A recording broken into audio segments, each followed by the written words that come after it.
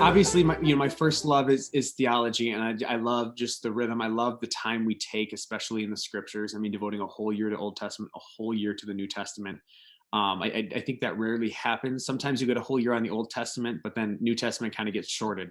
Hmm. But I think just taking that time to meditate upon the scriptures is really really key.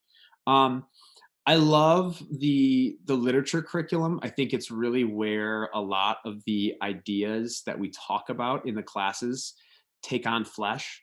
I've often mused about the idea of, at some point doing you know, some sort of seminar where you teach a theology class, but you only use novels, right?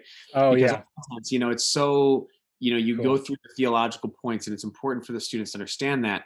And then they read a novel that describes this beautifully, and it clicks, and you say, that's it. I Yeah, often I remember my own experience, learning about, this question of grace and freedom and how this plays out in a human life. And then I read, it's not a part of the curriculum, but one of my favorite books, Bryce had revisited, and it clicked, and I said, that's what it looks like. That's what grace looks like in a human life, and it's yeah. beautiful. And to have them encounter that in Dostoevsky, in Saint Augustine, in even the ancients is really a rich thing. Yeah, Josh had mentioned how he likes literature because it's very easy to integrate with the other subjects, and that's what we always want to do. We want to integrate all the subjects and not make sure they're not divorced from each other, and that gives us a more holistic view and a better understanding of the individual subjects. When you say, Absolutely, absolutely. I mean, one of my happiest moments is when students kind of come into a class, and they've come into my class before, and they'll say things like, "I can't remember if we discussed this in history